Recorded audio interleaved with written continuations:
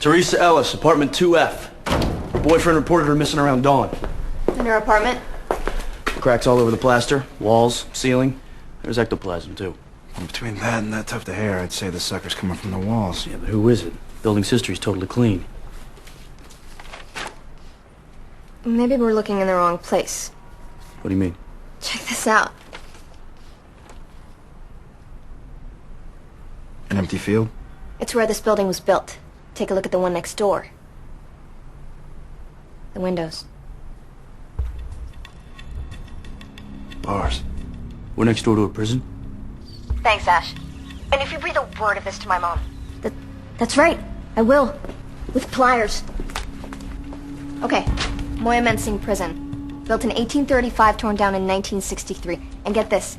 They used to execute people by hanging them in the empty field next door. Well, then we need a list. All the people executed there. Ash is already on it.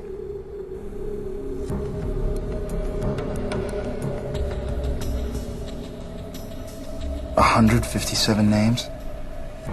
We gotta narrow that down. Yeah. Or else we're gonna be digging up a hell of a lot of stiffs.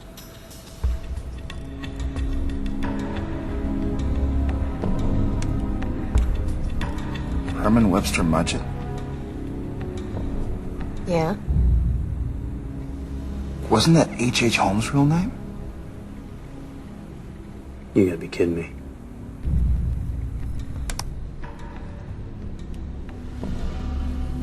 Yep. Holmes was executed at Moyamensing, May 7th, 1896. H.H. Holmes himself. Come on, I mean, what are the odds? Who is this guy? The term multi-murderer. They coined it to describe Holmes. He was America's first serial killer before anybody knew what a serial killer was. Yeah, he confessed to 27 murders, but some put the death toll at over 100. And his victim flavor of choice? Pretty petite blondes. He, used chloroform to kill him. Which is what I smelled in the hallway last night. At his place, cops found human remains, bone fragments, and long locks of bloody blonde hair. Boy, you sure know how to pick them. Well, we just find the bones, salt them, and burn them, right? Well, it's not that easy. His body is buried in town, but it's encased in a couple tons of concrete. What? Why? The story goes that he didn't want anybody mutilating his corpse, because, you know, it's what he used to do. You know something? We might have an even bigger problem than that. How does this get bigger? Holmes built an apartment building in Chicago.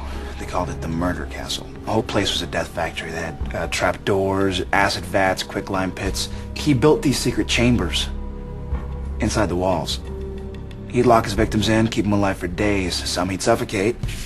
Others he'd let starve to death. So Teresa could still be alive. She could be inside these walls. We need sledgehammers, crowbars. We gotta smash these walls anywhere thick enough to hide a girl.